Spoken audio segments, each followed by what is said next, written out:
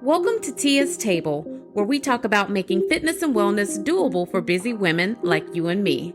Looking for healthy meal ideas, workout motivation, and good conversation? Don't worry, I got you, girl. Sit back, grab a snack, and let's have some girl talk. Hey, girl, hey, welcome back to another episode of Tia's Table. Long overdue, but a new episode nonetheless. We are back. And, well, before we get started, I help women develop healthy habits that align with their health, wellness, and fitness goals.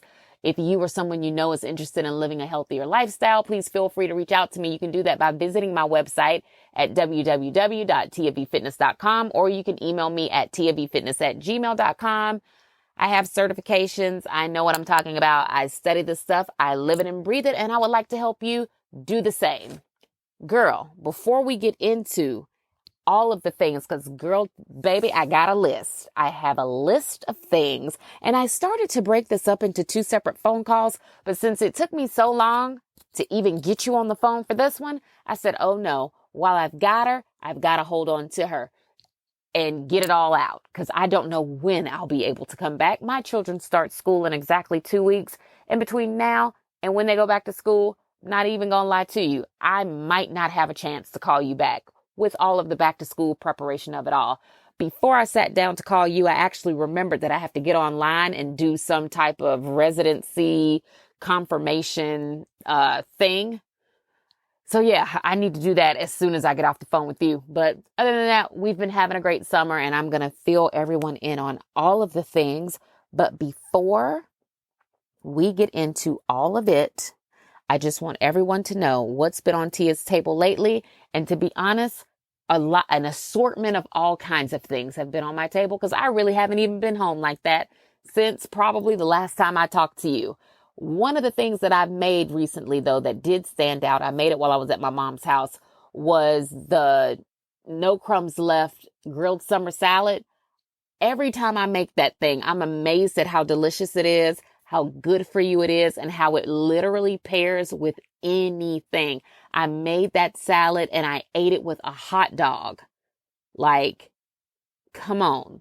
Tell me it's not good if you can't eat it with a hot dog. But I mean, I've eaten it with other proteins before too, and it's always just so absolutely delicious. And it got me to thinking about why I don't make it more often. That salad reminds me of a salad you could get from the I Can't Cook section in Costco. It reminds me of something that you would probably buy from Whole Foods, or like the farmer's market sells like pre-made salads and things like that at their deli bar.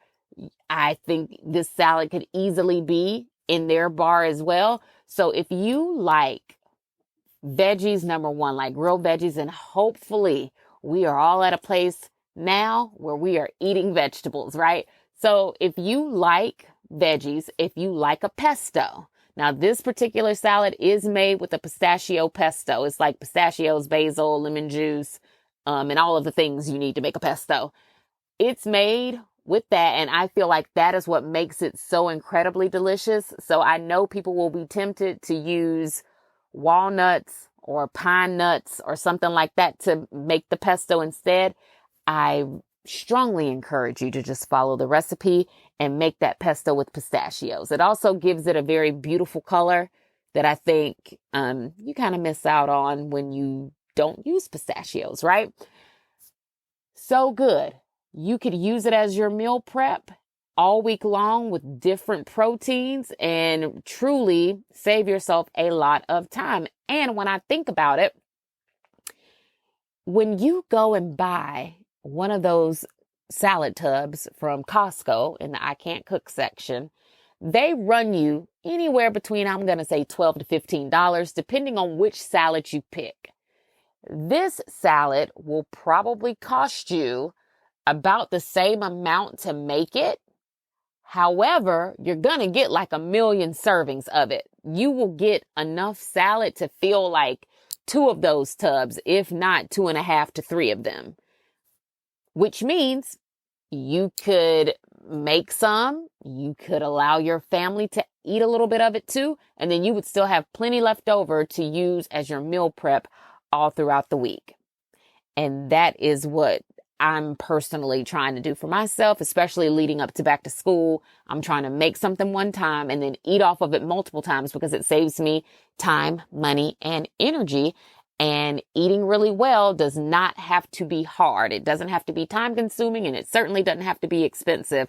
We just have to know, which meals match our numbers, both on our food scales and in our wallets. And this particular meal is one that I can say is food scale and budget approved for me. So try it. I will put a link to that recipe in the description box because, like I said, it's from the No Crumbs Left cookbook, but she has her recipes on her website too. So you'll be able to find it and use it with absolutely no problem.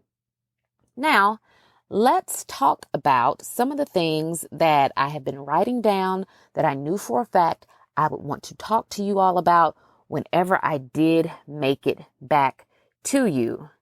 And let's start out with our good sis, Serena Williams, because I feel like we have seen her get into really great shape lately. Once she retired from tennis, she expressed online that she was trying out some different things to, just feel better about her body. Obviously, she's been playing tennis her whole life, which means exercise was built into what she was doing. And she probably really didn't even have to think that much about food, although I would like to believe that she probably did have someone helping her eat well enough to power through her workouts and her matches, right?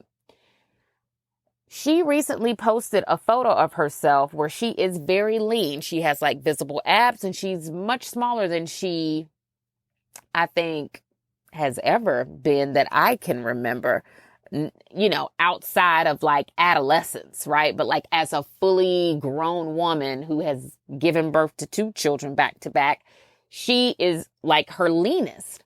And some of the comments that I have been reading about that have been interesting to me because on the one hand, it's well, yeah, I can see what people are saying. I think we and I will only speak for myself. I think I really always loved the fact that Serena was athletic, but still really curvy.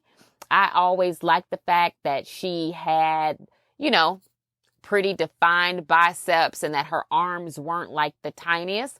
And I always liked that because that's kind of how I see my own arms. I'm it doesn't matter how small I get or how much weight I might lose.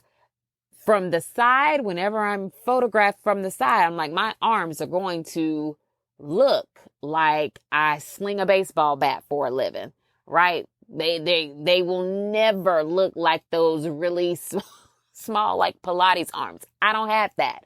So when I used to see her, I would say to myself oh yeah, I definitely have arms like Serena Williams. This is what I tell myself when nobody else can hear it. Yep, I've got arms like Serena Williams. My arms probably can't do what her arms can do, but who would know that looking at us? They would say, look, their arms are the same, right? So I think we probably associated a lot of what we knew about her. And I would go so far as to say part of her brand, right, was the fact that she was this athletic powerhouse. And we were used to her looking one way. Now that she is a whole lot leaner, of course, that is causing discourse and discussion. Now, I personally think that when Serena was sharing some of the things that she was doing to get in better shape, I felt I appreciated the transparency, right?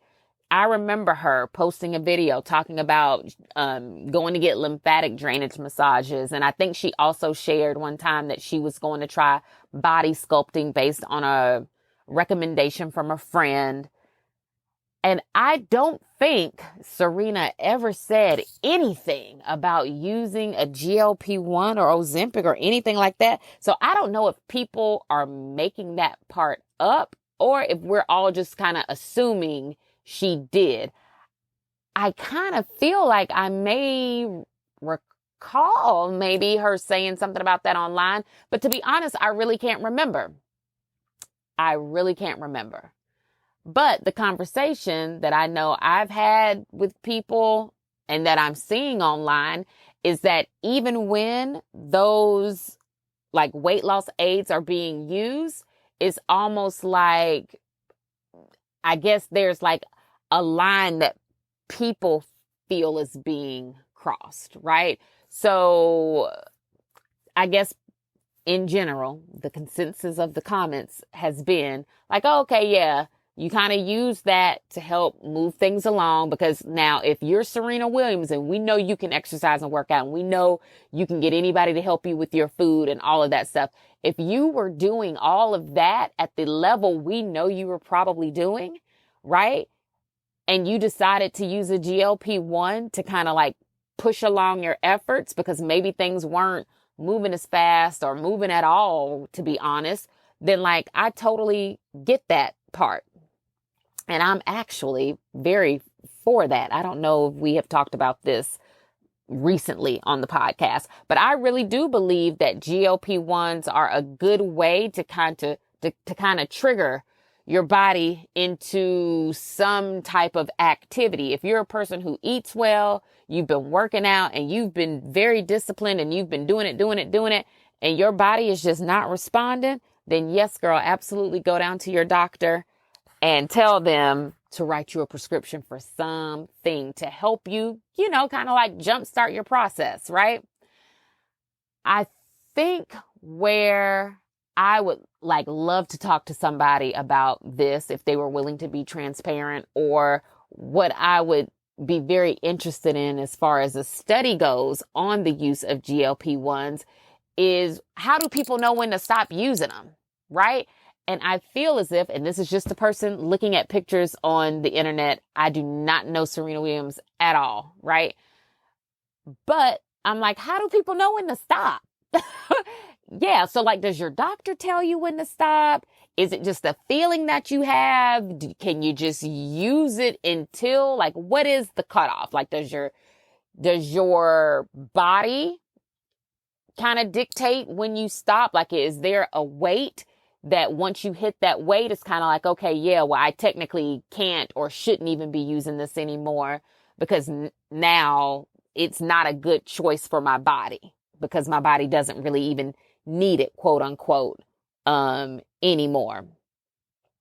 Like, what are the answers to those kinds of questions? Because I feel like what people are assuming about the weight loss drugs that are out now is that people are like hooked on them or something. It's like, oh, they're hooked on them. Once they start getting those results, like they're hooked on them and they don't want to stop out of fear of gaining the weight back. And I would be willing to bet, that that is probably true for some people. But I also kind of think that that's probably not the case for some people.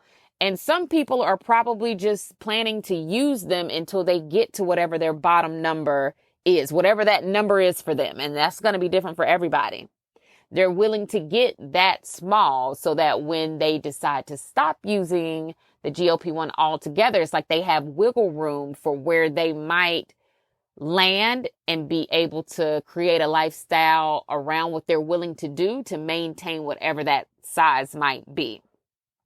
Right? I think that's what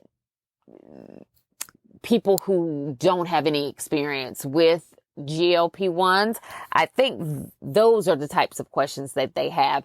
And as it relates to Serena and her having such a lean physique now, when I was talking to my girlfriends about this, that was my thing. I'm like, yeah, I wonder how does a person know? Or now, do they just base it on a feeling? Now, I also have very strong feelings about what leads people to the goals that they have and why somebody would feel that they need to be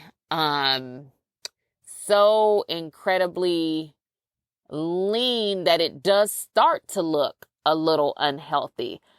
Those type of questions or those types of situations where people are getting very, very lean, I do believe come from a lot of different places. Now, I don't follow her on social media, but she came up in one of my feeds somewhere. And Tammy Roman was talking about her body dysmorphia and the fact that she has it. And she is a person that at one point in time, she's always been tall and slim, because Tammy used to be a model. So she's always been tall and slim. But now she's like tall and she's very thin. And she was talking about she was openly discussing like her body dysmorphia and how she doesn't see herself, I guess, the way other people see her. That when she sees herself, she still sees herself through the lens, I guess, of the person that she was. And body dysmorphia is a real thing. And because it is a real thing, I would just like to put that out there too, that just because someone could be this like icon in your mind, or this person might be your favorite celebrity. And I'm not just limiting this to Serena Williams. I'm talking about in general, all of the famous people, you know, every single one of them, right? I feel like the pressure that they have on themselves and from the industry that they work in to be like a certain size, I feel like that's a lot. Most of us probably would crumble underneath that pressure. So when they have the opportunity or they have the access to use something that helps them either get really small or maintain a very low weight, to us, it might seem as if like, oh, so-and-so has like taken that too far. And maybe they have, maybe they have. But also the other side to that I can totally see being like a real thing is that, yeah, I just look at myself and I still see the version of myself before I lost weight, even though I know mentally like I'm wearing smaller clothes. Case in point, the other day, I was looking at myself in the mirror and I was thinking to myself, you know what? It is so funny to me how when you look at yourself in the mirror, you immediately look at the things you don't like.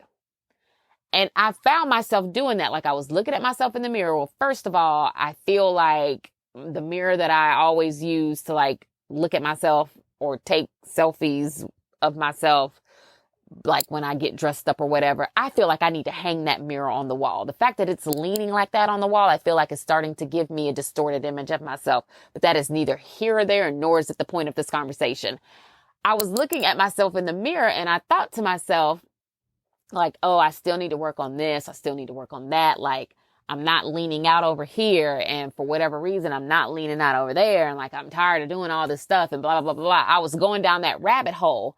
And then I thought to myself, isn't it crazy how when you look at yourself in the mirror, you immediately go to what you need to fix or what still quite isn't right? On a regular basis, I'm saying the majority of the time, and I will only speak for myself, this is what I do, right?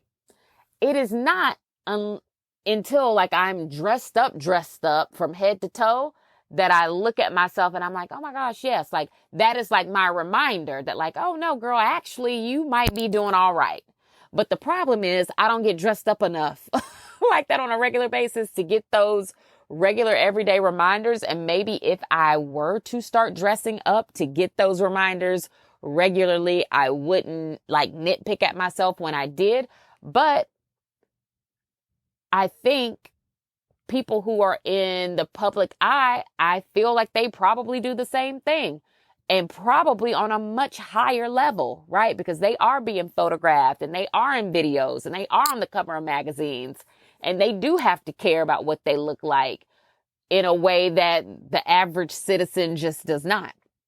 So I can only imagine that someone who is known for being an athlete, who is known for having such like a banging body, once her body started changing, especially like after she had a second baby, everybody knows how hard that is on her. If she made the decision to get as lean as she possibly could, just to even just do it one time. Number one, kudos to her for doing what it takes to do that, because I know that wasn't easy or an easy decision to make. But then also, just as a woman, I wonder to myself, I wonder what what prompted that? Was it just the fact that she is an athlete and she works in entertainment and she's a celebrity and all of those things? Or is it also possible that she's just like us, and when she gets up and she looks at herself in the mirror, she starts nitpicking at what just isn't there yet? What still hasn't changed despite the fact that she's been doing a lot of hard work? So I wanted to put that out there. And when I was talking to a friend about this a couple days ago, of course, we had a much detailed conversation about this and about why we feel like we have to be so small or so maybe even thin for some people.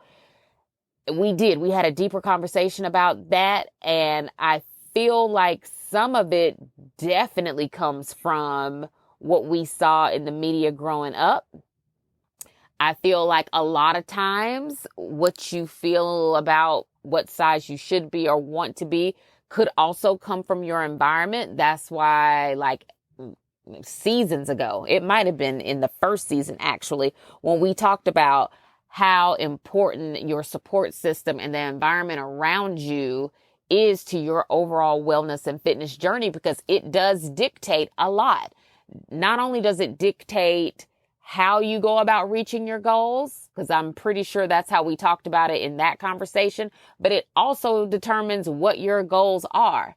If you're hanging around with a lot of people whose bodies are like tea, right? Or if you live in a place like I do in the metro Atlanta area, where there is a beautiful woman everywhere you go, bodies are tea, waists are snatched, tummies are flat, booties are high, breasts are still perky.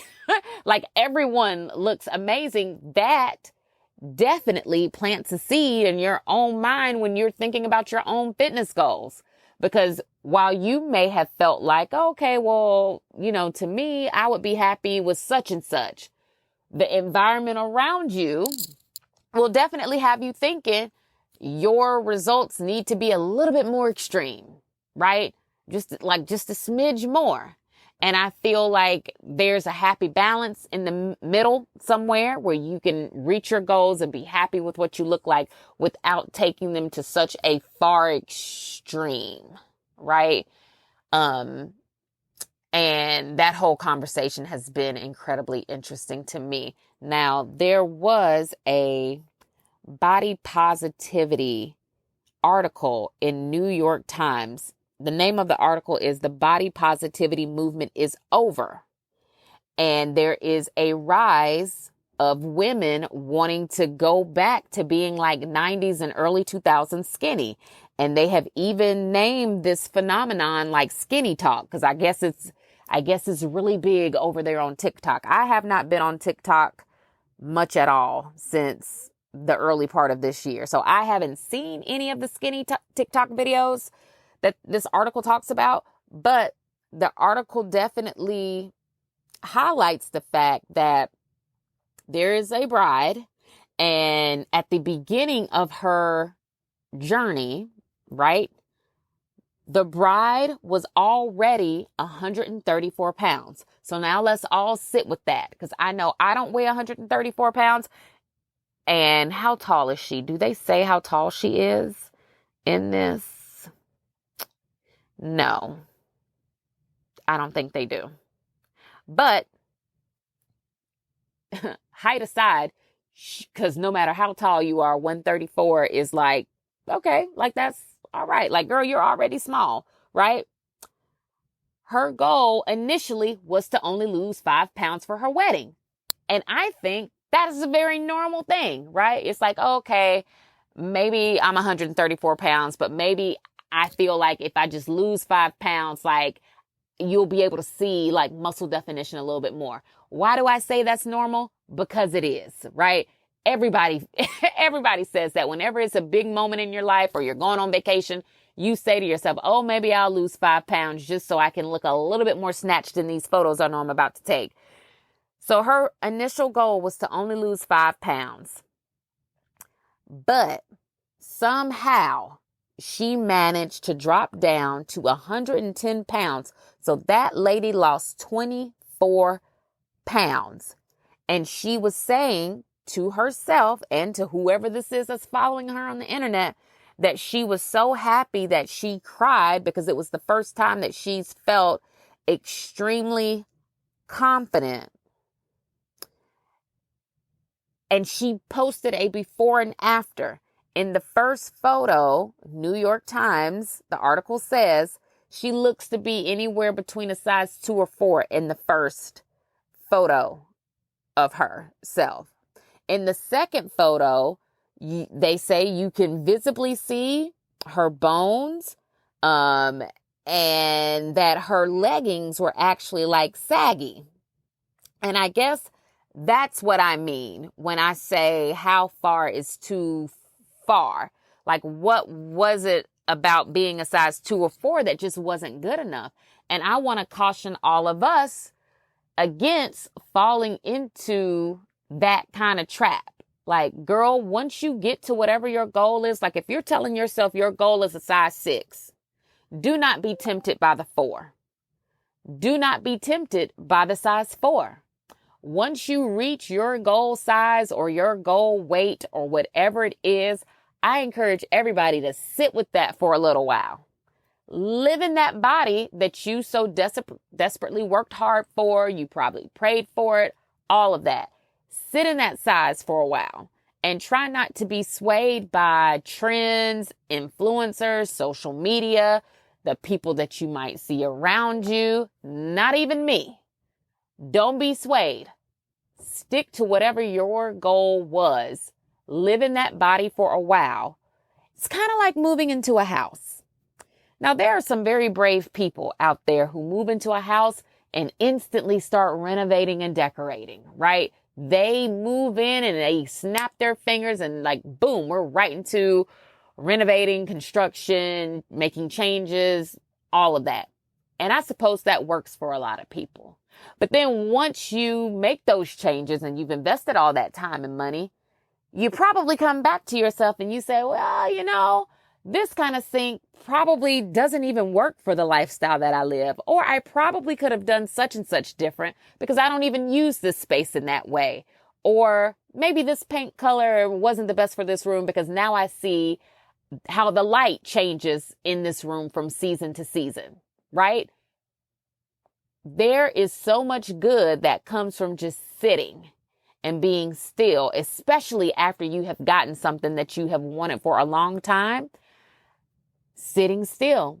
Now, someone else might buy a house and they might live in it for a while before they start making a whole lot of changes to it because they want to see how they're using the space, how it feels, how the light moves, how they can best use spaces, or how they would like to lay out furniture based on the life that they're actually living. And we can apply that to our bodies and how we move through a fitness journey. Once you get very close to where you feel like you want to be, live in that body for a little while. See how it moves. See how it feels in clothes. See how often you have to go get something tailored because maybe you do have hips and a booty now and your waist and your stomach is smaller. Like, see what that's like. Live in those bodies. See how hard it is to maintain where you are now before you put the added pressure of maintaining a much smaller version of whatever your goal was, right? And that's the thing, which again, we have got to stop using, I think, celebrities as foundations for these types of conversations because someone like a Serena Williams will not have the same problems as us, right? She will have access to the help that she needs to maintain whatever size she feels like she wants to be.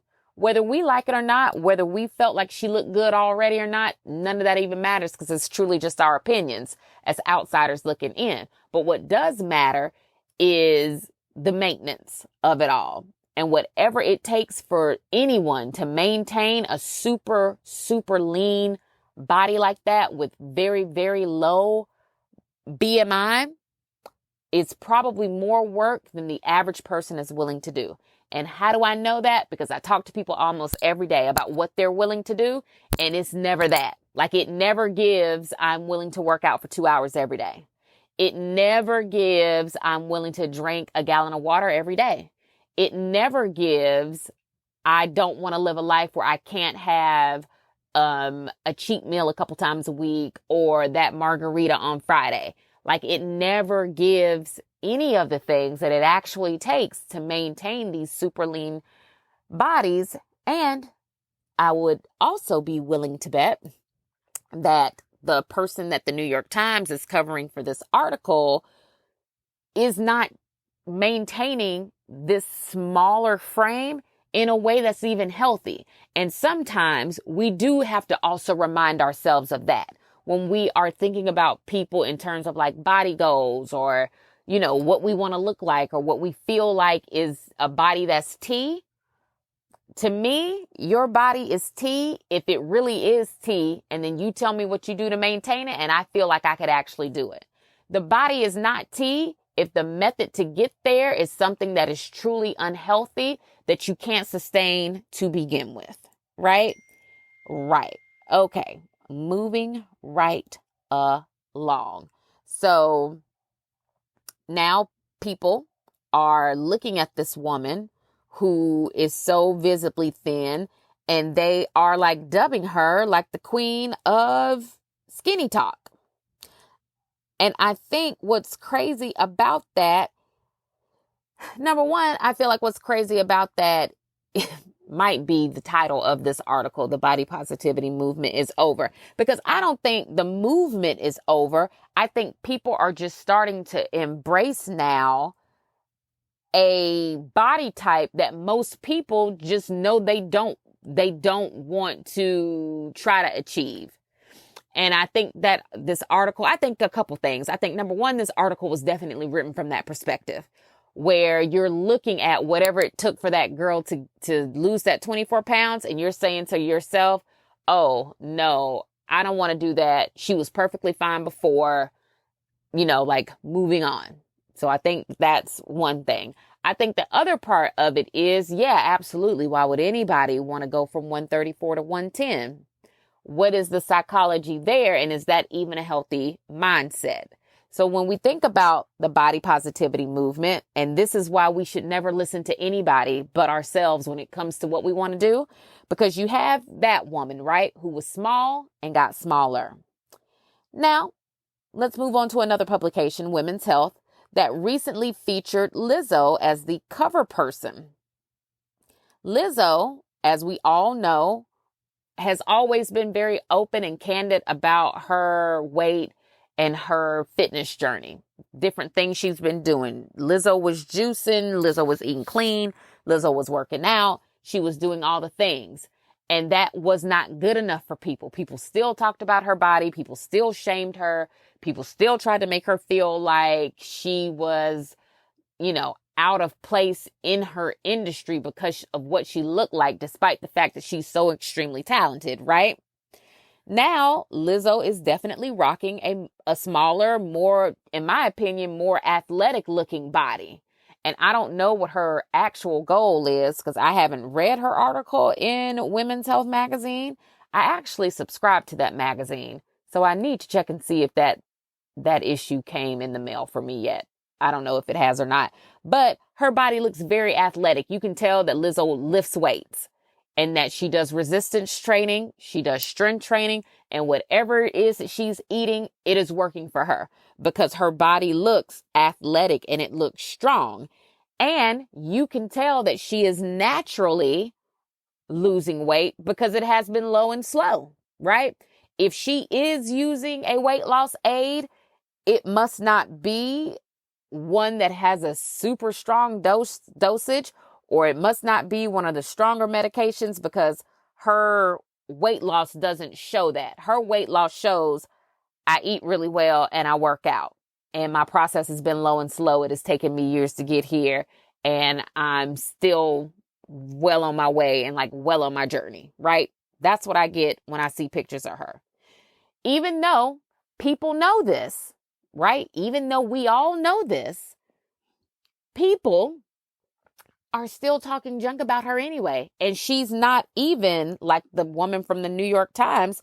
Lizzo is not even 134 pounds yet, right? So what are people going to do when she reaches her goal? And this is why I say cancel out the noise in and around you and in your life and just focus on you and what you want to do. Because you could be whatever Lizzo's size may have been. You could be someone who is considered overweight. You could lose a lot of weight because Lizzo has. You could lose a lot of weight and still be in your fitness journey, but look incredible, right? People will still talk about that. Like, people are going to have opinions and things to say about that. Or you could be the woman from the New York Times article where you start out small and you get even smaller, and people are going to have something to say about that. It's either you're too big or you're too small. And I guess from what I'm reading on the internet, that is not enough people in the middle for people to just be happy. And by happy, I mean quiet about bodies that don't even belong to them.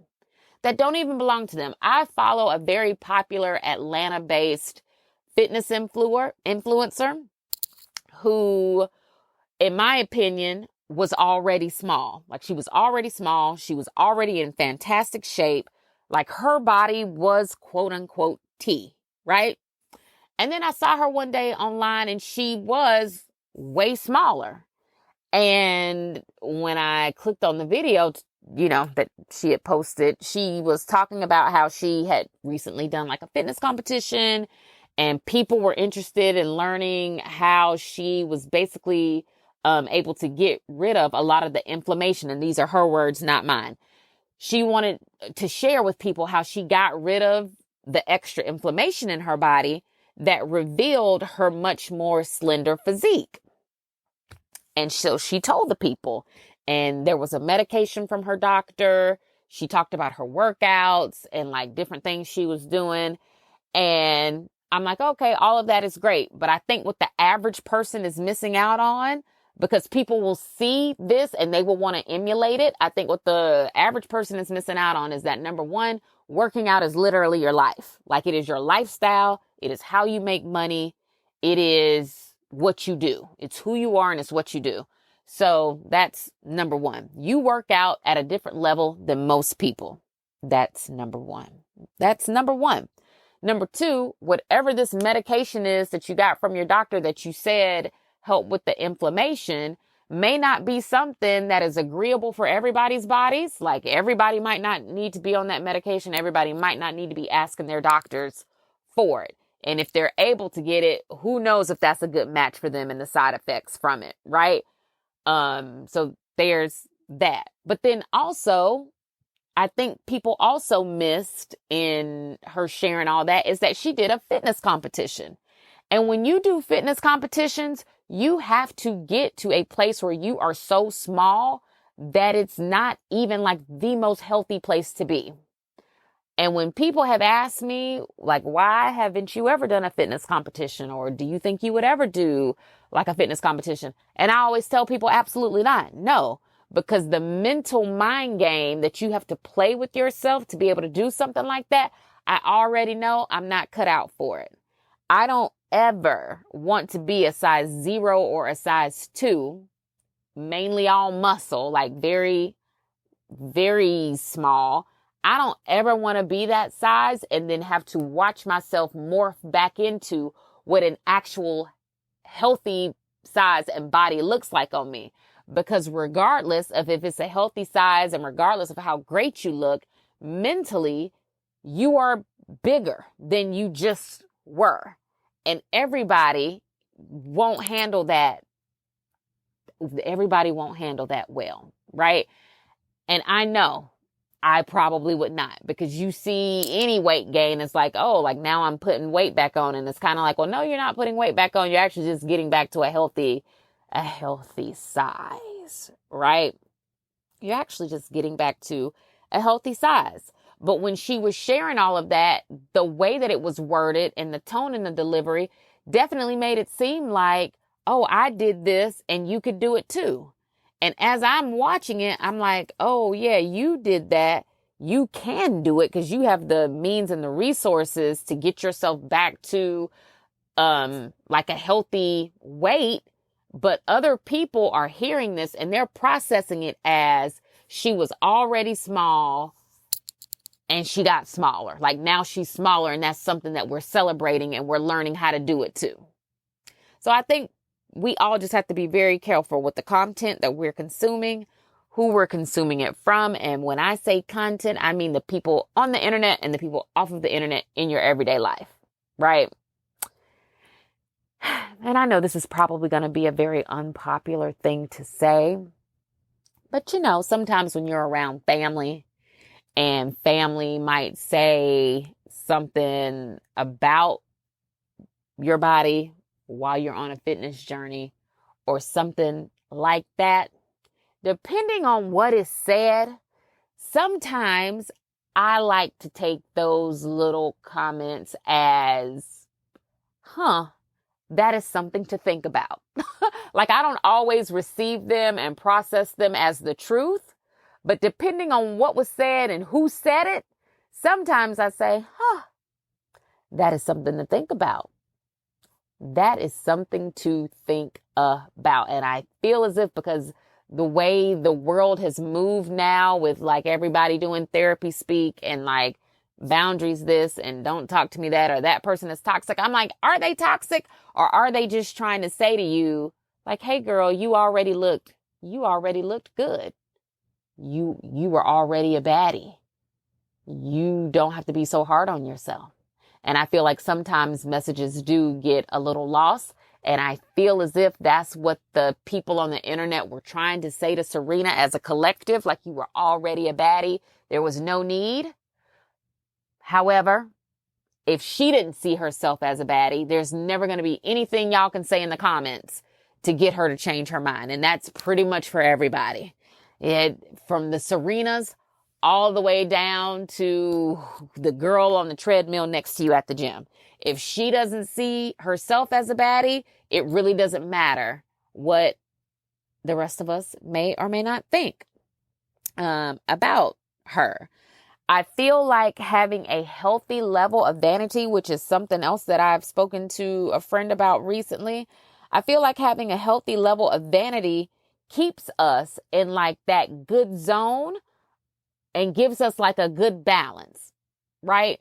When you're able to look at yourself and tell yourself the truth about yourself, that to me is what keeps people right in that pocket of where they like to be, which typically is about, I would say 5 to 10 pounds more or less to your goal, right?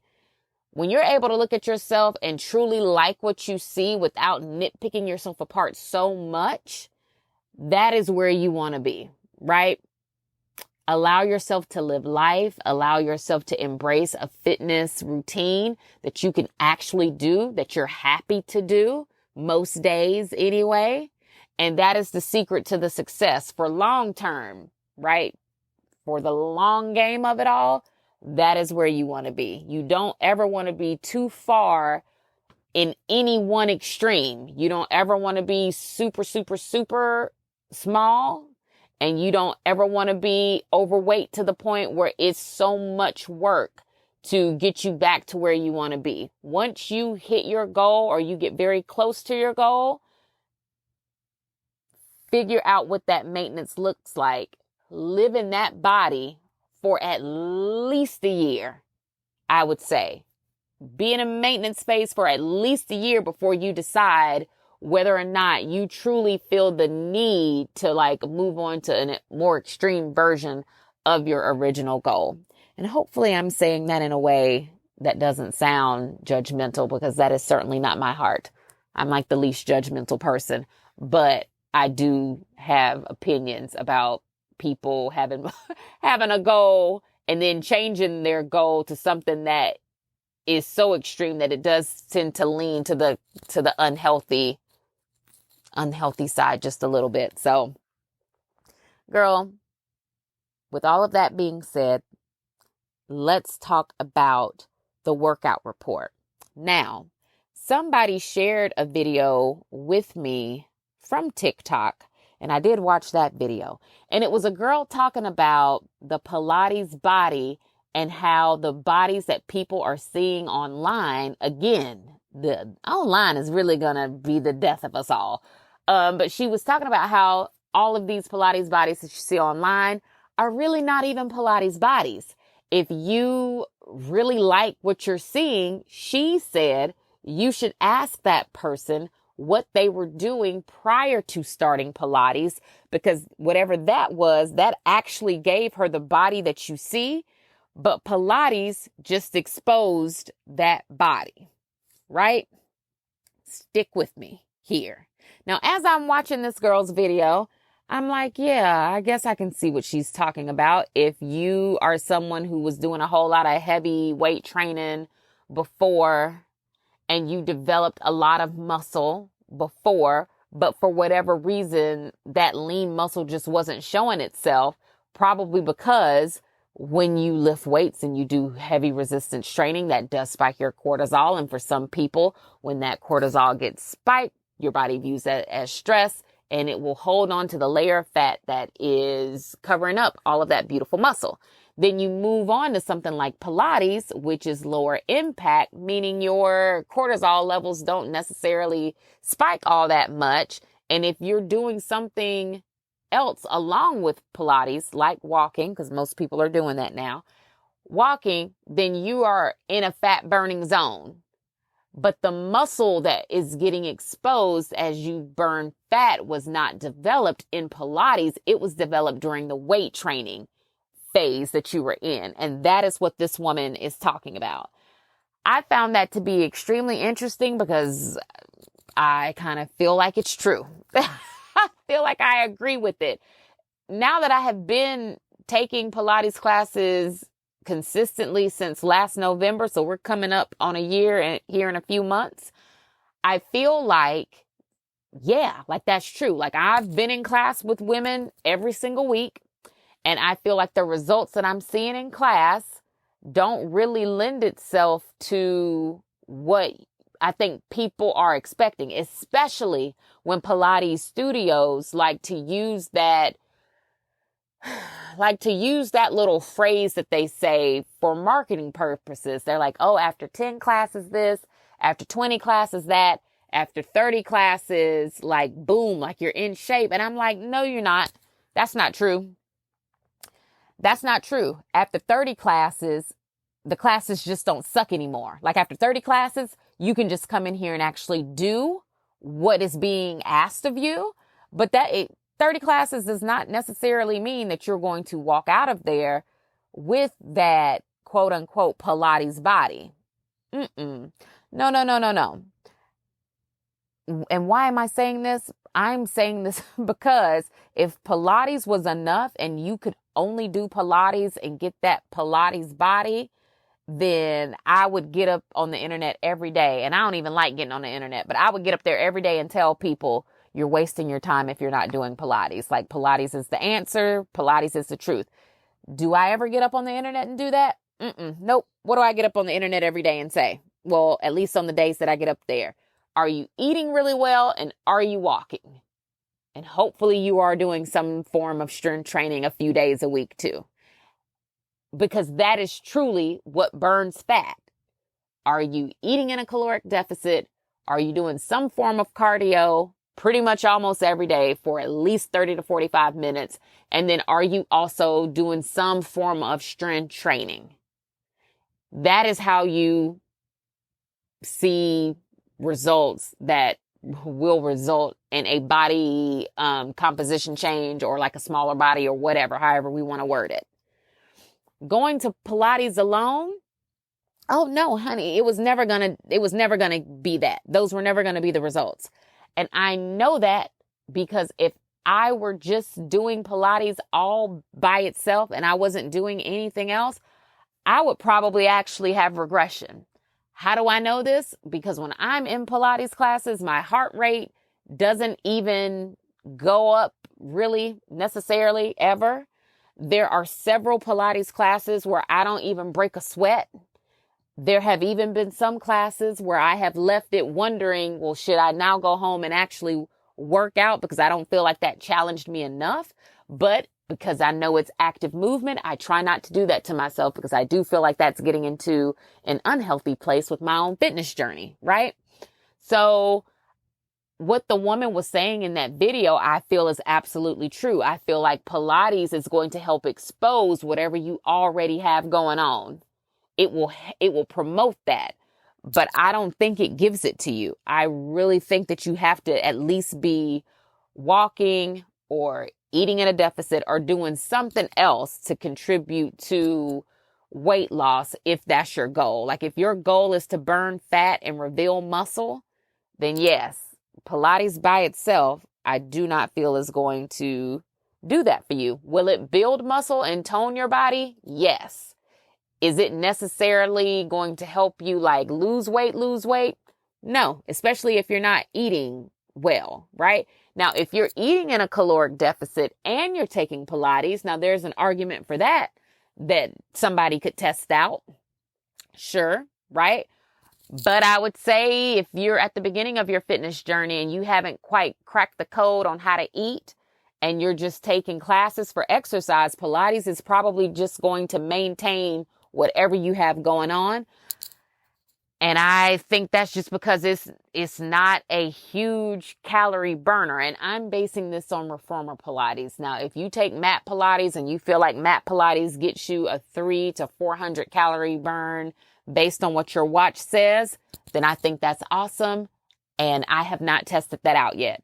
But in a reformer Pilates class, I don't think that there have been many days, if there's even been a day, where I have even gotten like a 200 calorie burn.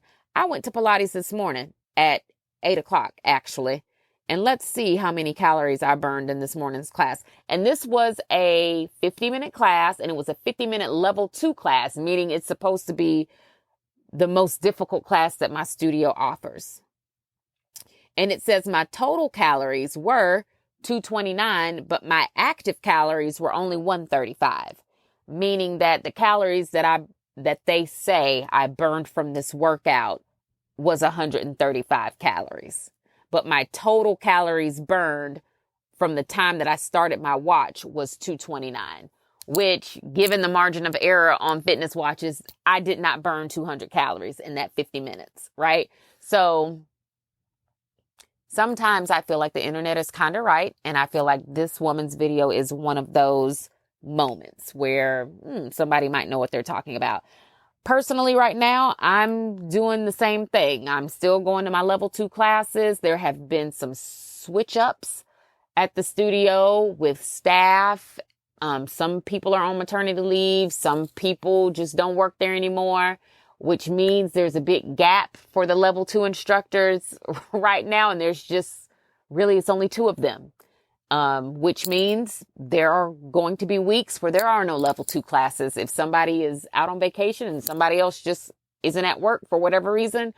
And that's a little bit concerning to me, especially as we start school here in a couple weeks. I am concerned about my ability to get those really good workouts while there is a shakeup on the schedule, because they might offer classes that are level 2, but I might not be able to go to them because I'm probably going to be in the school drop-off line somewhere or in the school pickup line somewhere, or I'll be making dinner because they probably will have class on the schedule at like 5 or 6. So that is something that I'm thinking about. That is something that I'm trying to figure out how I'm going to work around.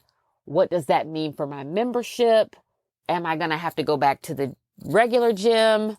What does that even mean? I personally have really enjoyed Pilates classes. I do feel like they have been really good to my body. And to be honest with you, I really don't want to go back to the gym. And if I were to go back to the gym, I would change what I was doing. Maybe I would do the same workout routine, but with much lighter weights. Like I wouldn't be lifting heavy like the people say, and that's really relative, like what is heavy. I would lift enough for it to be a workout, but I'm not going to be lifting anywhere close to the weight that I was lifting before. I'm going to lift enough to promote a healthy lifestyle, right? And I might have to do some stuff at home. I did do a little research on the workouts that Tracy Ellis Ross does. The woman that owns the studio that she goes to, she does have a few videos on YouTube. I looked into the workouts. And the workouts don't seem bad. They just seem, I don't know, y'all, like a little chaotic. And so then I found a video where she talks about why a person would say that. Oddly enough, apparently she's had to defend the way she teaches because she doesn't teach. Like, she doesn't use any verbal cueing in any of those classes, which in my mind means, oh, you just stand in front of people and start, for the most part, what it looks like, flailing your arms around. And people just have to mimic what you're doing. I don't even know if there's a count to it or not. Like, I would have to actually do one of the workouts to see if it's symmetrical and she's doing the same counts on each side.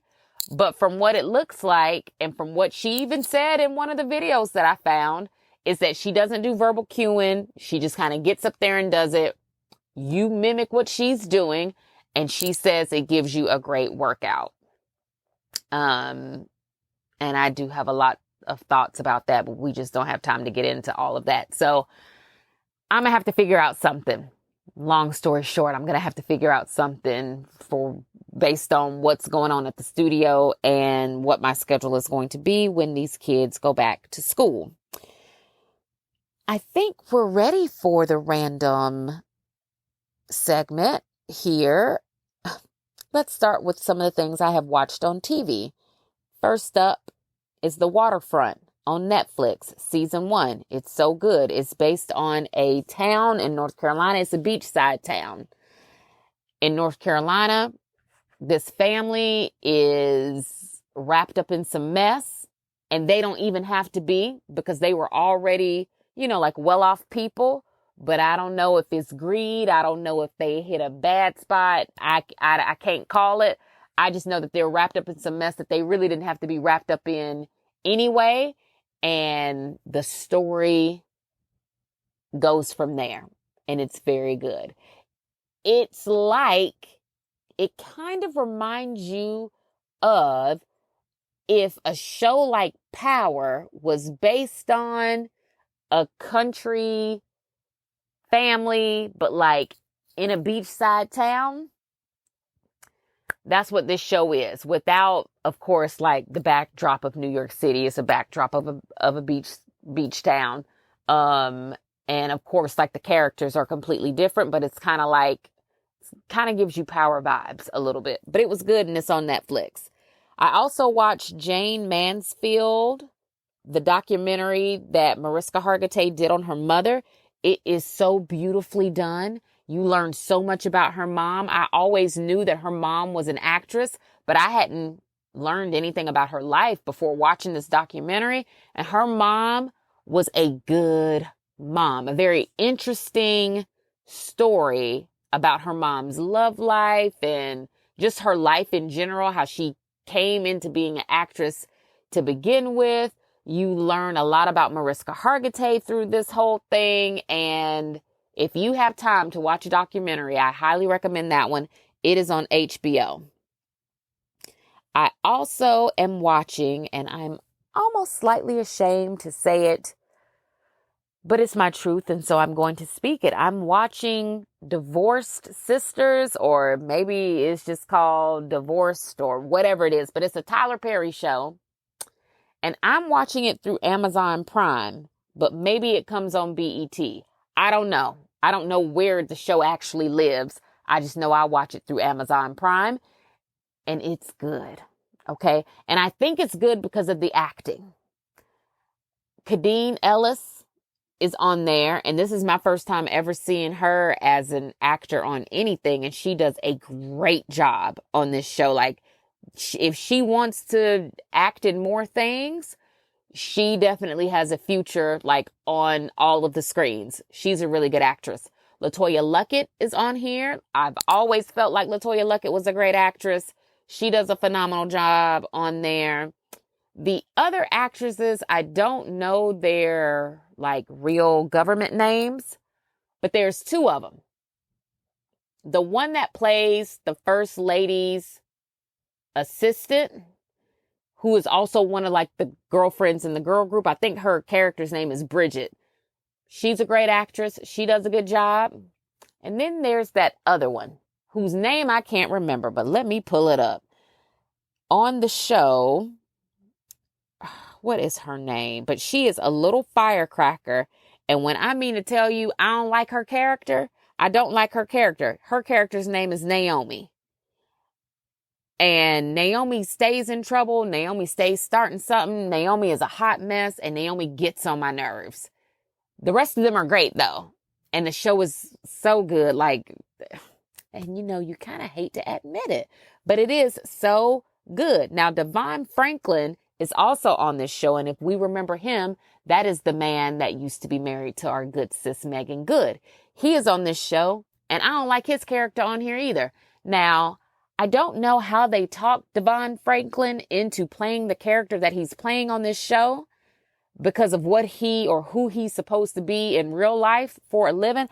I would love to know how his congregation is responding to this character and this role that he's playing on this show, because the way they gave Megan Good such a hard time for just basically being herself and wearing dresses that were just delicious every time. The way they gave her such a hard time about that, I cannot see them letting him off the hook for this. But I'm sure someone will be able to justify why she was, you know, not good enough to be married to him, but he can kind of take on these creative roles that are very much so outside the realm of what you think a real life pastor would be doing, which no shade with that at all. Ronrico Lee is also on this show. And if you don't know who that is by his government name, he played Tia's boyfriend on Sister Sister. We love Ronrico. Ronrico has not aged. Ronrico is a fantastic actor in everything that I've ever seen him in. Like, he's amazing. So I'm telling you, the cast is really good. And then you have some other actors on here whose faces you might know, but I know if I say their names, I don't think anybody's going to know their names. But the cast is great. The writing is good. The stories are decent. I really hope this doesn't end up being like a one season hit and quit, because I would love to see how these stories kind of play out, with the exception of Naomi's story, because Naomi wears me out. And I'm like, they didn't have to write her character like that. And how I know they didn't have to write her character like that, because they didn't do it to anybody else. Like, she's the only one whose character is just like a bit too much. So if you haven't seen that show, please watch it. I know how we collectively feel about Tyler Perry and his projects, but even every now and again, I guess he gets it right. And this is one of the times where I feel like his show is actually worth talking about and watching. We had a successful beach trip as a family. We went, we beached, we got sun. It was fun. We played the games. We ate the foods. My children were happy. And we came home. I guess that is my vacation recap with my children. We came home, and we were home for like maybe 2 or 3 days before we went to my mom's house for a visit. And we were with her for a few days. That was great. They had an amazing time. And then we came home, like for real. And we were only home for a few days before it was my turn to see Beyoncé in concert. Now, because I do plan to extensively cover my Cowboy Carter experience, I'm going to do what I always do, and I'm going to let those of you who are not members of the Hive or just don't care to get such a full, complete rundown of all of my thoughts, I'm going to bid you adieu. This is your opportunity to see yourself out. I'm giving you the opportunity to leave. Hang up on me, girl. I love you, and I will talk to you next time. For those of you who are going to stick around, girl, let me tell you, let's talk about all of the things. So, it's Thursday. It's July 10th. It is finally my B-day. I wake up, I go run, I eat the foods. I'm very excited. I still really didn't know what I was going to wear, but I had a couple options. Well, no, I didn't really have options laid out. I had a couple items kind of laid out. I had talked to my friend the night before about the fact that I still hadn't decided what I was going to wear, but these are the things that I have, girl, and let's put together an outfit, because I was still very much so committed to not buying a thing. Okay. I had tank tops. I had denim shorts. I have biker shorts of all lengths, right? I already had boots. To my surprise, I already had belts, right? I did not have a black cowboy hat. And so I guess you can say I didn't totally not buy anything, but because I did have to buy that hat. But the hat was not even $20. So like, is that even going to count? I don't know. I don't think so. I think it shouldn't count, right? I also had a dress that I had actually bought to wear for Renaissance that I just ended up not ever using. And I think that's because back when Renaissance happened, when I tried that dress on, something about it just didn't sit right with me. I either didn't like how it fit, I didn't like how it looked. Something about it just wasn't giving to me back then when I tried it on. But I had that out as like an option.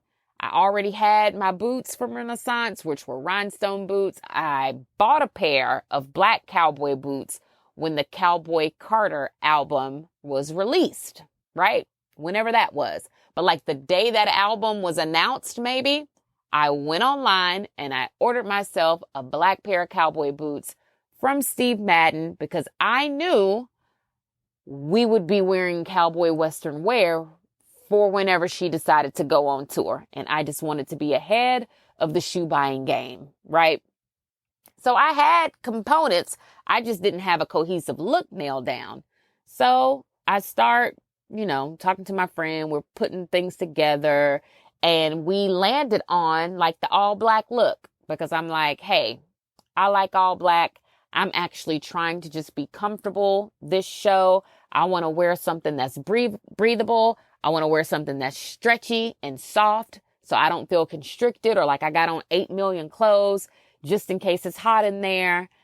And I just need to figure out a way to like dress this up and make it Western beyond the hat and the boots.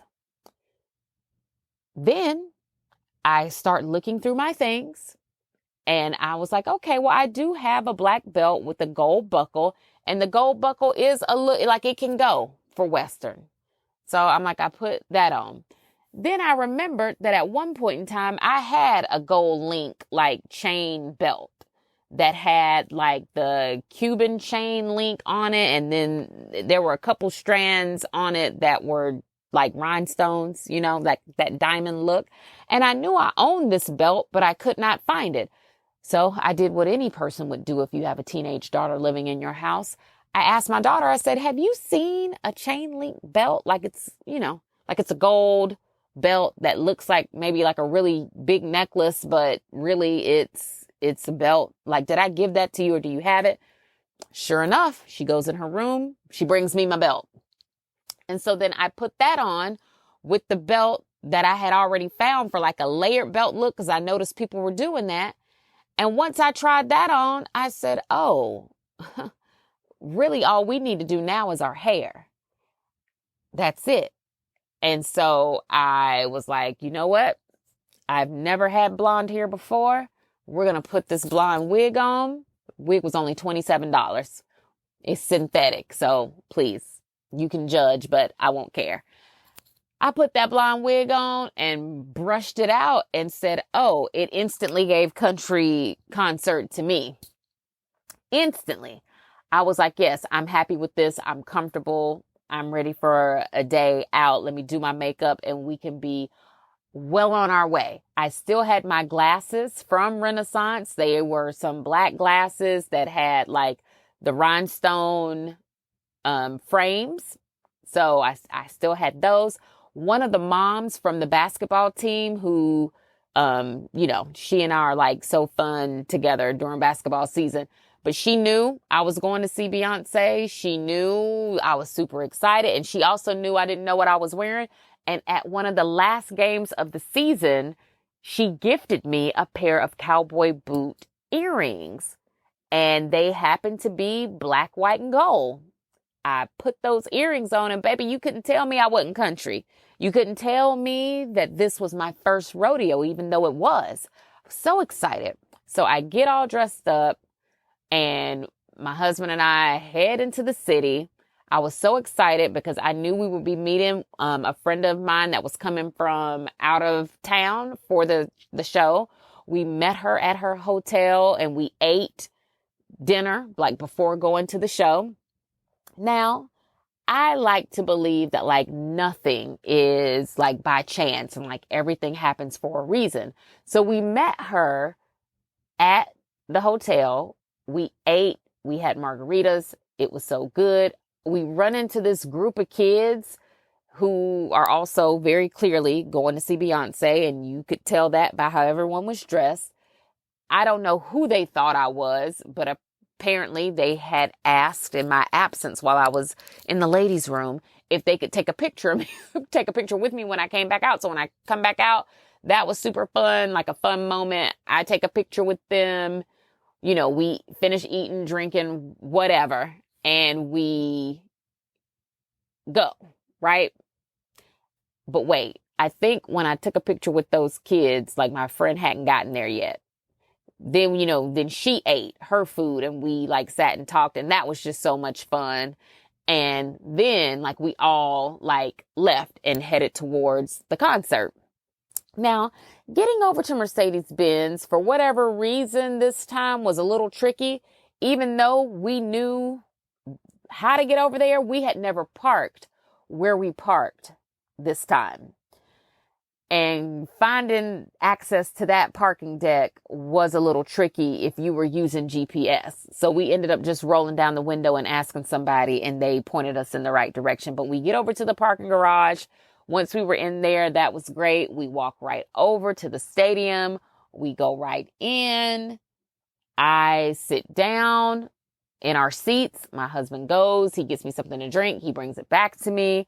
Then he goes and gets in line for the merch. Now, I don't ever stand in the merch line because the merch line is always like 45 to 50 minutes. And I feel as if anytime that I can save my feet at a Beyoncé concert, I'm going to do it.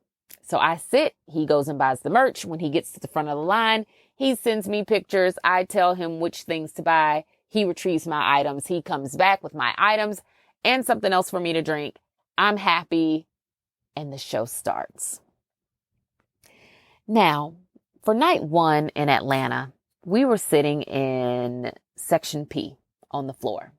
Now, originally, Section P was supposed to be like a diagonal view of the stage. We were not supposed to be like dead set center the way that we ended up being. And I don't know if that ended up being a change that they needed to make based on the equipment that they were using or what. But that small little change really had a big impact on my night. Now, what I also learned is that apparently there were people who had bought seats for like Section A or Section B or whatever, and those people had received emails telling them that because their view would have been too obstructed, they had been moved to my section, and they were sitting on the row in front of me. And when I learned this, I said, okay, yeah, then for sure there's been some type of change with something somewhere. And I know if I had paid to be in Section A or B and they sat me in Section P, baby, I would be mad. I would be like, look here, look at here now. Y'all are going to have to figure something out. And what you will figure out is not putting me in Section P when I pay for Section A or B. I need to either be put in a section equal or greater to the one that I have paid for. And that's really not on me to figure it out. That's kind of like on you guys to help me figure that out. But one of the young ladies that happened to be a corporate lawyer. And I noticed she only sat in Section P for like a couple minutes before she moved on to something else. So I'm pretty sure she went and said some legalese to somebody and they moved her. The other young lady was like, ooh, I'll just tough it out. I'm happy to be here, whatever. I'll contact Ticketmaster for a refund on the difference on my ticket and we will go from there. And I said, okay, that's fine. Okay, so I'm standing behind that girl, the girl that decided I'll just tough it out. Now, in front of her was a man who was tall, who had on a cowboy hat. And I feel like you already know what I'm about to say. First of all, we were already crammed in there like sardines, like shoulder to shoulder. It was hot. It was sticky. There was barely any space to like dance and move like we were able to during Renaissance. And my view probably would not have been as obstructed if the two people in front of me didn't have everything going on that they had going on. Like the one girl decided to do like really big curly hair and she looked fabulous. I'm not knocking what her look was at all, but I'm just saying because of that, I had an obstructed view. And then the person in front of her was a tall man in a cowboy hat. Again, obstructed view. When my view was not really supposed to be obstructed. And I guess when you're 5'4" and you're on the floor, there's always the possibility that that will happen to you. It just had never happened to me before. So maybe all those other times I was just lucky. But what I did learn on Thursday night is, baby, my floor days are over. Okay, I won't be down there anymore. And that's fine. Which means I'm probably going to miss out on my opportunity for me and Beyoncé to actually become like true, real besties. We probably won't ever meet face to face anymore. And I'm going to just have to eat that, because what I can't do is experience another one of her shows where I feel like I can see, but I can't see. And I'm having to hold my head at a certain angle and lean a certain way, but also be squished between all these people to see. That can't happen to me no more. Now, I will say that night one in Atlanta was great. It was fun. I feel like the crowd was into it. But because I've seen Beyoncé before, I gotta admit, I feel like she was at work on night one. I feel like whatever must have been going on with the setup and the seats and whatever the changes were, maybe she was thinking about that. Maybe because it was night one. Maybe night one is always, something. But then again, I take that back, because I feel like night one at Renaissance was a whole party. Like, it was incredible. It was amazing. And we got to see more of her personality during night one of Renaissance. So I don't know if I really believe in what I'm actually saying, but I left night one feeling like that was great. It was a great show. Of course, it's going to be a great show because she's flying on all these things, and it was nonstop. So from the second she started at like a little after 8 until a little after 11, when I mean to tell you, it was all gas, no brakes. It was all gas, no brakes. It was jam-packed, something every second of all of it. It never stopped. It never let up. And I appreciated that so much. Now, I was doing fine all night.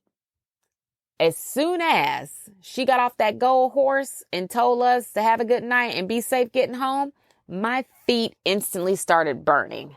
Like the balls of my feet instantly started burning and hurting and stinging with every step that I took. I was dying. Okay. Now, I was dying, but because I am a millennial and a club walk, a walk of shame, hates to see me coming, I knew better than to walk like my feet were hurting. So I'm galloping out of there like Renee. You know what I'm saying? I'm walking hard and with purpose, with my head held high, because I'm like, what you won't do is get me on nobody's social media with my heels curled over, with me walking on these boots on the side of my feet. I'm not bow-legged, and you're not going to get no bow-legged videos out of me because my feet hurt, right? As soon as we got into the car, before my husband even opened my car door, I said, Michael, as soon as you open this door, take these boots off of me. Take these. I want them off now. I want the boots off now. He opened that door. I hopped up in that seat. I swung those legs out, and he pulled those boots off of me, and I rejoiced like I was singing, "Mercy on me, baby, have mercy on me," and these feet, because oh my gosh, these boots, unlike the ones I wore for Renaissance, were not made for walking. Actually, Beyoncé, they were not. My feet hurt. My feet hurt, and I really want to scream, but I'm not going to do it. While he was taking off my boots, though, I said, oh, well, we may as well just go ahead and return to our default setting for this 45-minute ride back home. I took that hat off. I took that synthetic blonde wig off, and I set myself free. And I was happy to ride home in my post-Beyoncé glow of it all. Now, if you go to her concerts, or if you're a member of the Hive, you might be new to the Hive, whatever, what you know or what you will learn is that you need a couple days after her show to just get over it all, right? You have somewhat of a Beyoncé hangover. And I don't know if we're calling those Hive hangovers. I don't know what the actual term for it is. I don't know if it's like a postpartum Beyoncé thing. We don't know. We don't know what it's called. But I do know you need at least 1 to 2 business days to fully get yourself back together after you see her in concert. And so I saw her on Thursday night. I didn't feel like myself again until Sunday. Once I was back to myself on Sunday, I said, oh, sitting here and I'm thinking about it. And I'm like, my view really was kind of obstructed Thursday night. I really didn't get to see everything that I wanted to see. And when I say that, I mean, if I pay to go to a concert, I don't want to have to rely only on the screen to see the show. Like especially if I pay to be down on the flow,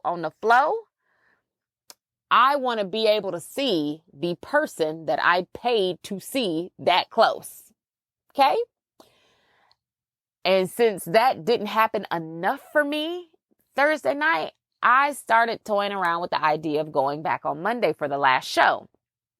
Now, I had a girlfriend that went on Sunday night. And because I knew somebody that was going Sunday night, I was like following along on threads as one does to see like what people are saying about the concert. And people had nothing but rave reviews. They were like, oh, she said we were the loudest. She said we were the best dressed. She was giving Atlanta all this love. I'm seeing videos of Beyoncé in a seemingly better mood. Her husband came out. Like it was, it really seemed like Sunday really got it. They got the experience they wanted. And I'm very happy for them. Then I saw somebody on threads talk about how she got a great deal on tickets for Monday night. And I'm like, ooh, well, let me go up here and see what these tickets are going for on Monday night. And I saw a wide range of tickets for Monday night. And I said to myself, well, now, I feel like I could do this. I feel like I could go back and sit somewhere else and get a better view of the show and perhaps have a different experience if I'm willing to go back. So, of course, I say, yes, I'm going to do this. I'm going to go back. And just as I was about to buy myself a club level ticket, because that's where the Sir Davis was, in the club level seats, I said, I could do this. I could buy myself this club level ticket and go by myself, or I could ask my daughter if she would like to go. She's never seen Beyoncé in concert before. And I kind of feel like this tour in particular was more than just a tour for Beyoncé fans. I really do feel like it was more of like a cultural history moment for us in Black history, right? And because I had seen the show on Thursday night, I already knew what the content of the show was going to be. I had already seen people at the show with their kids, and I felt like if I'm going to take her to a show, being that she is not even 15 yet, I feel like this is a good one. If you're going to go for your first time, this is a good one to go to for your first time. So I asked her, I was like, would you want to go to see Beyonce with me if I go on Monday? And she's a concert girl. We normally go to a concert for her almost every summer. We either go to one or two, but none of her favorite people were touring this summer. Well, that's not true. Kendrick and SZA did go on tour, but I want to say that was at the end of the school year, maybe. That, and for whatever reason, she didn't say anything to me about that tour until that tour was over. Like by the time she said something to me, they had come and gone from Atlanta already. And I was like, well, why are you asking me about that now? Them people ain't even here no more. That's neither here nor there. It doesn't matter. But I say that to say she's a concert girl. She likes going to concerts. She's been to several. She buys the outfits. She gets all into it. She is her mother's child. So I said to her, would you like to go to the Beyonce concert if I decide to go tomorrow? No pressure. I don't want you to feel like you got to go because I know, while you know who Beyonce is and I know you know some of the songs, I also understand that you're 14 and that you have your own music taste. And I accept that. So you make your own decision, but you let me know because in the next few minutes, I'm going to buy these tickets and tomorrow I will be going back down to see her in concert. And she was like, really? Like, I could go. She was like, because I really did want to go to a concert this summer, and I could see her little smile. Like I could see her suppressing her little smile. She was, excited that I even asked her to go. And so I was like, yeah, if you really want to go, you speak now or forever hold your peace, girl, because I'm about to buy these tickets. And she was like, yeah, I'll go. Like she's so soft spoken and so sweet. Yeah, I'll go. Yeah, that'll be so much fun. Oh my gosh. And so I buy the tickets. Me and her start talking about like, well, because now she's into it. And she's like, well, what am I going to wear? My gosh, will you do a twist out on my hair? Blah, blah, blah, all the things. And so she picked out her outfit. She decided she wanted to wear denim shorts, her boots, and a black tank top. I gave her my black hat that I had worn on Thursday night. She wore that over her little cute twist out. She was adorable. And I could tell she was very excited. I ended up wearing the dress that I had bought for Renaissance that had just gotten rejected tour after tour after tour. But I was like, well, you know what? I'm pretty sure the next tour, Western wear won't be the theme in any way, shape, or form. Since I did buy this a couple years ago for Renaissance, and it did not cost me that much money, but it cost me something nonetheless. I'm like, nah, I need to wear this. And so the dress is it was like a mesh see-through dress that had like a Western pattern on it in rhinestones that were, we can use the word gaudy. Like it was a little bit of a gaudy, shimmery color to them. Like when they moved in the light, it kind of gave that iridescent lime green, pink color on this black see-through fabric, right? And so, of course, since I was going with my daughter, I wore things underneath the dress. So it wasn't like see-through. It ended up just looking like a little mini dress, but I wore like black biker shorts under it and like a very solid dark bra under it. And it was perfect. And I wore it with my more comfortable, trustworthy Betty Johnson rhinestone boots that I had worn to Renaissance, because we do not make the same mistakes twice over here. No, we don't. So I wore that with the same blonde wig from Thursday night. And, this is why I say, people picked on everyone back when we were buying all that stuff for Renaissance. And they were like, you'll never use that stuff. You will never use that stuff again. Baby, I done worn that stuff more than once. And I have gotten my money's worth out of all of it. Now, something that maybe I think I did share when it was time for Renaissance, I was going to make myself a disco cowboy hat, if people remember that.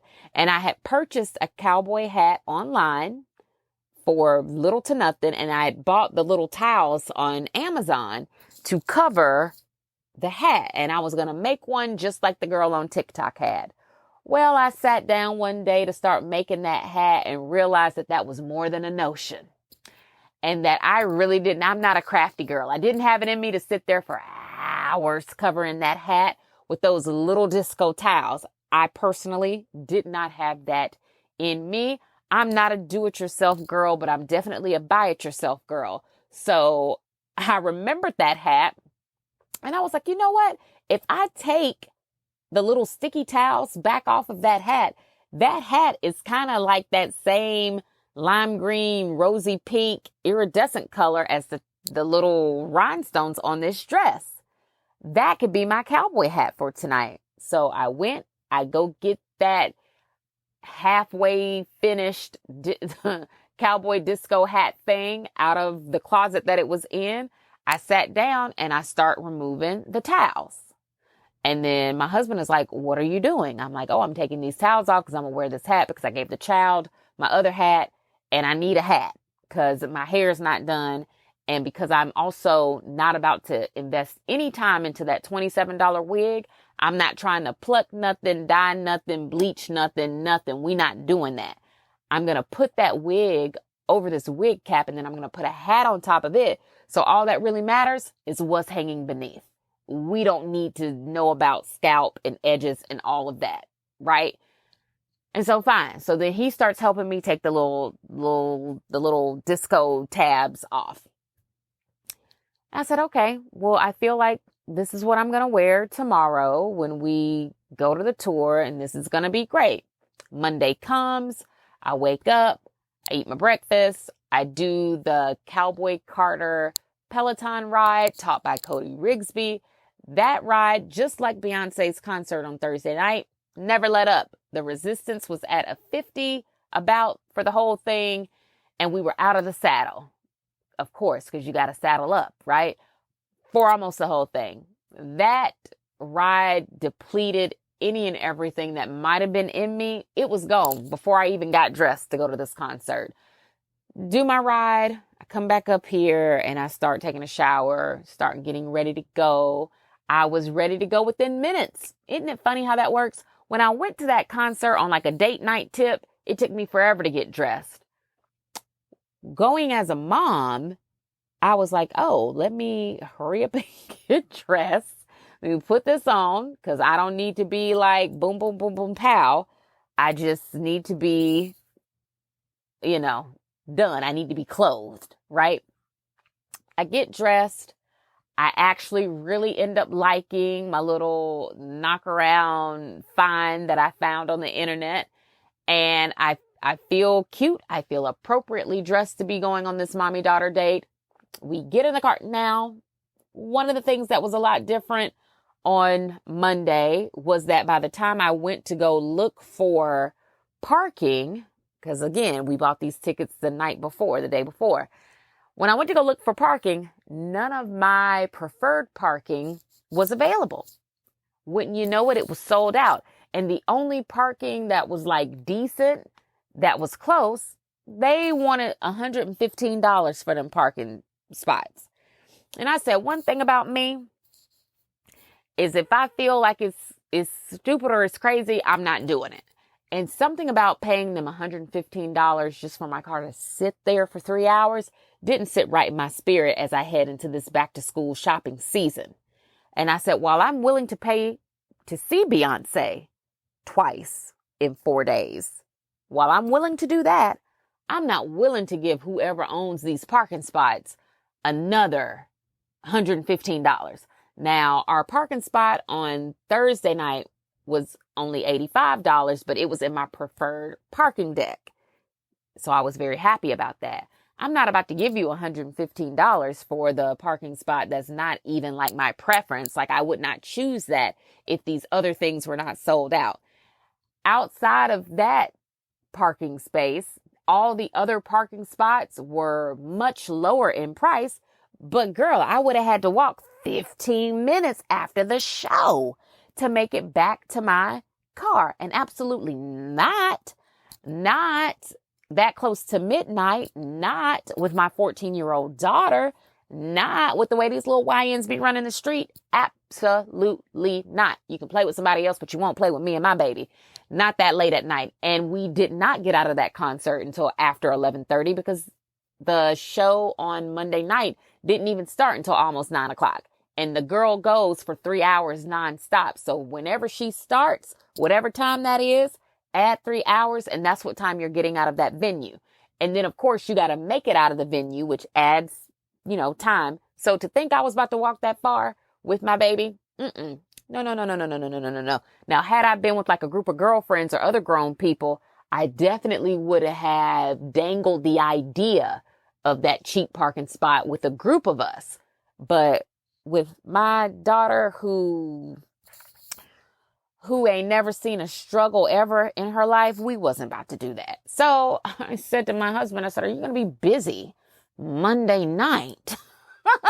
Because I don't want to pay these people $115 to park this car. I'm pretty sure if I paid for an Uber, it will probably be double that because of where we live.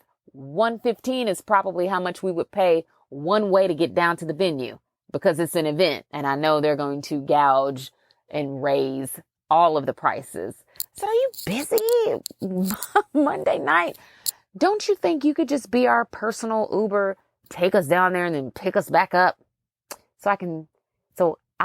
We collectively can save that $115. What do you think about that? And he looked at me like, I think the only answer to this is probably yes. If peace is what I seek, yes, I won't be doing anything else. And I don't have a problem driving y'all down there and picking y'all up. I said, cool, let's do it. So we go, he drops us off right in front of Mercedes-Benz. We hop out, we go inside, everything's fine. I buy my daughter like a snack and something to drink. We go to the bathroom, whatever, we get over to our seats. The show was incredible. Yes, night 4 really was that girl. The energy was high. She was in like a visibly better place, like mood on Monday night. She said that Atlanta has given her some of the best shows of her career. She said night 4 was the loudest. So I'm sorry for the people that were there on night 3. She said night 4 actually ended up being the loudest. She talked a lot about how just grateful and appreciative she was of the city of Atlanta because we break records apparently with her and for her in this city. And she even had a moment where she was like, ATL, ATL, ATL. Like it was so much fun. Now, of course, when you hear anybody talk about night 4, they're going to mention the fact that Jay-Z came out. And I'm not going to lie, that moment was everything you thought it would be when he came out and did Crazy in Love with Her. We screamed. We were excited. He did public service announcement. And I just thought that was so fitting for the theme. Like, hello, America has a problem, which his wife had already sung that before he came out. But you know what I'm trying to say. It fits the theme. And then I think for the funsies of it all, he did, I'm a hustler, baby, that song. And now I know who is raising the next generation of people because it's us. Like we're doing that.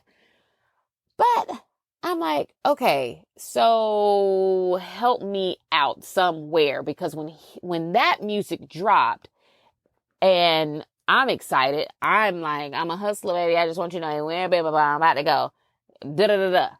When the winning's in the system, ain't no telling when I'm singing it. I'm like word for word, bar for bar. It's me and him.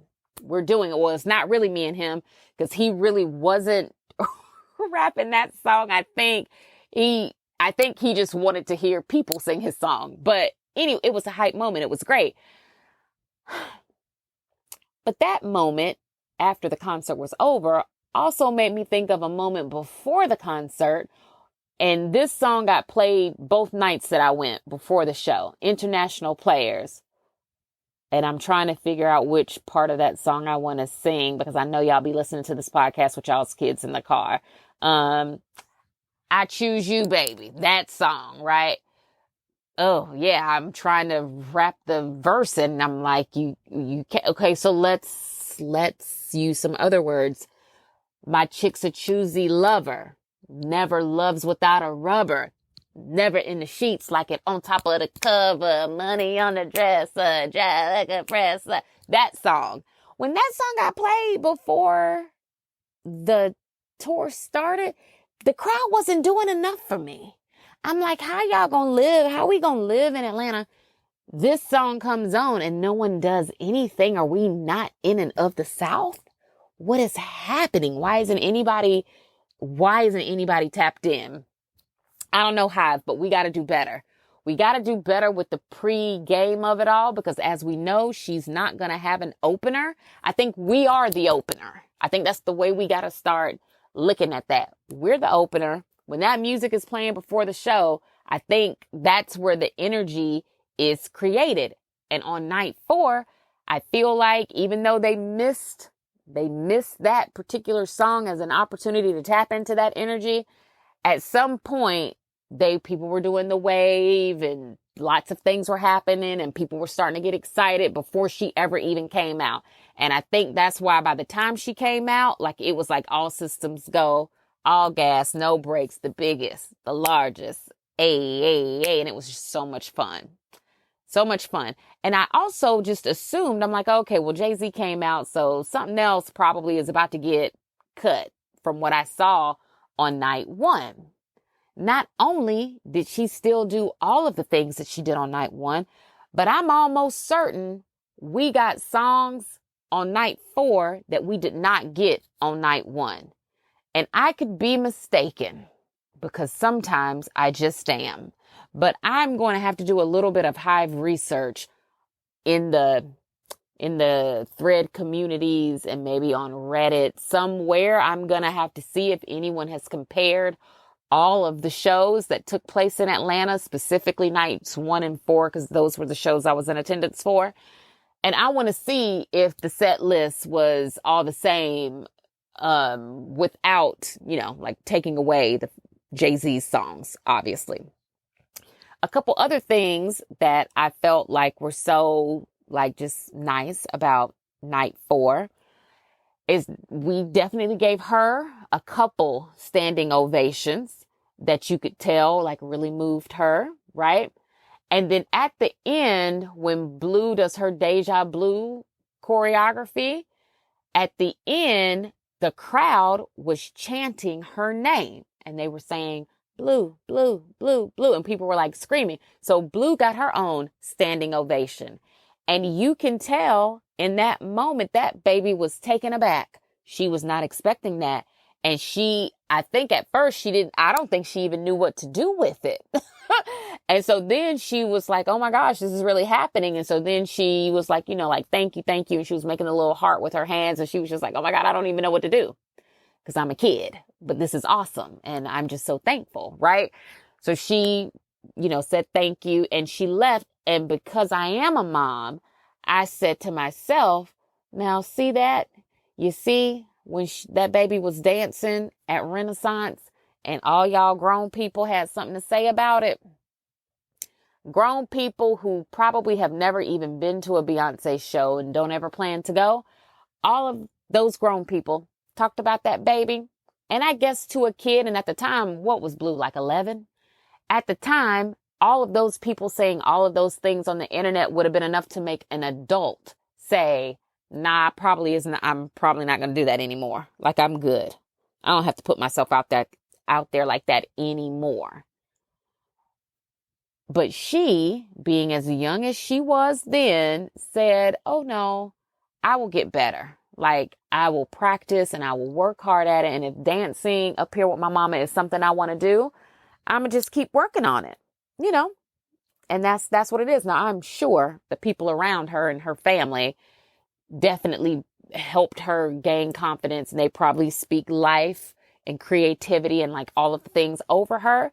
But to see her now as a teenager up there dancing and walking with so much confidence, and she's hitting all the moves, and she's, very much so still got that, that adolescent kind of thing going.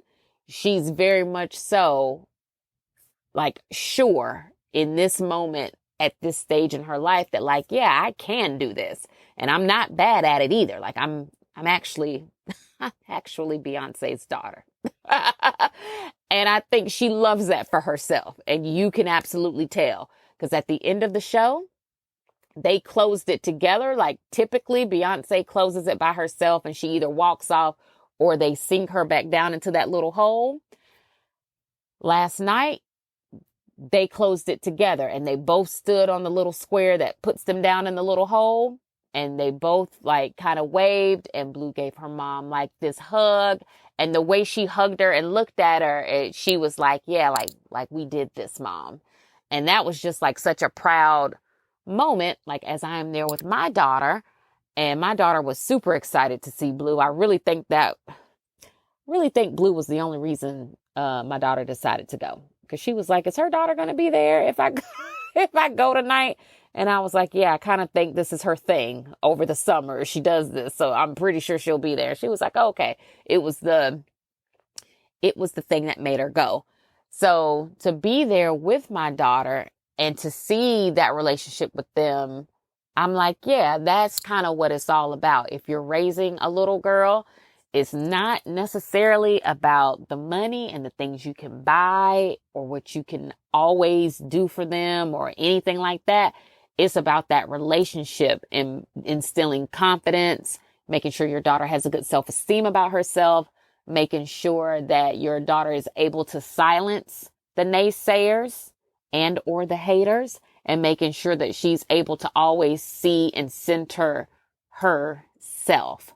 And I totally got that last night after seeing them finish that show together. It was just a great night. Like even on the way home, walking out of the stadium, my daughter was just like, oh my gosh, that was so good. Like that was so cool. Like, do you want to hear all of my thoughts? She recorded probably dang near almost everything. So I know I have some really good videos of the show because my daughter is a phenomenal video creator and editor. Like I don't allow her to post herself on the internet just yet, but the edits of the things that she enjoys, for example, she is a huge fan of a certain K-pop group, and she makes edits, like fan edits of that group and their things, and she's gone viral several times. Like she has a pretty decent following doing that,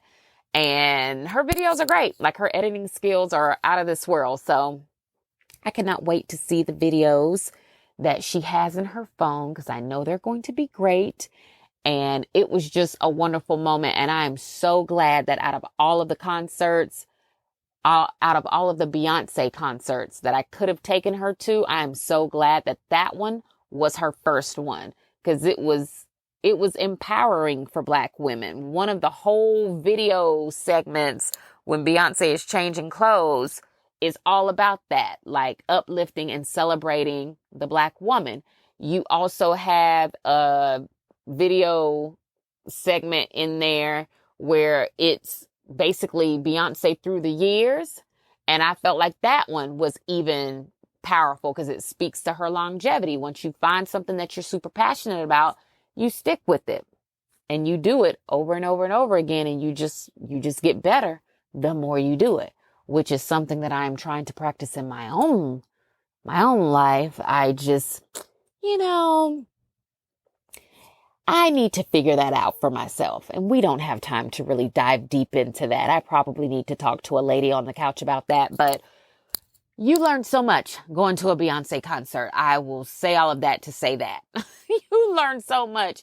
And it does reveal a lot about a lot of things. And you do truly leave there inspired. And oddly enough, I'm not necessarily experiencing the hangover that I did on night one. And maybe that's because I had to get up today and go to Pilates. I didn't cancel my Pilates class because of the concert, because I felt like that was a little irresponsible. So I got up today anyway, went to Pilates, came home, made everybody breakfast. And then I came in here to call you guys because I was long overdue for that. What do I think Act 3 is going to be?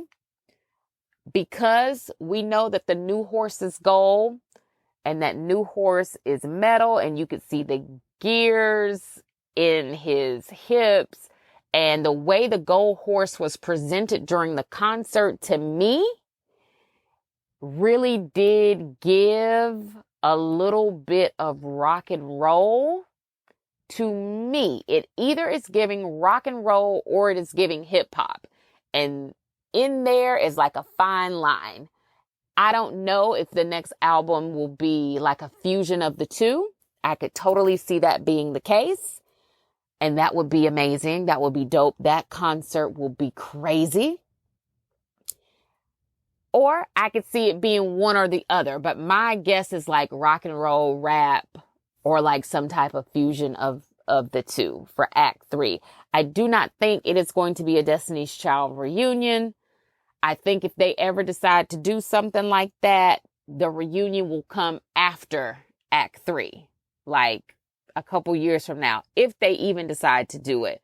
But I do think we can expect another solo project. And the reason as to why I believe that it's either rock, or why I really am leaning more towards it being like rap or like hip hop or like a fusion, something like that. Okay. No. Yeah. You know, the Jay-Z song that he has, is it with Nirvana? I've become so numb, I can feel you. That one. That song. I feel like everybody knows that song.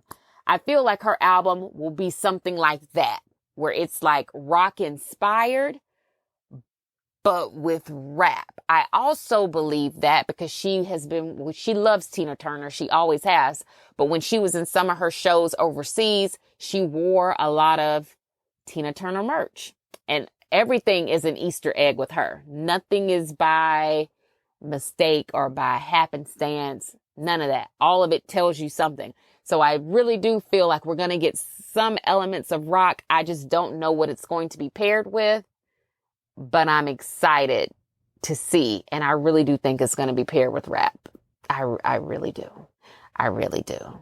And I'm very excited for that.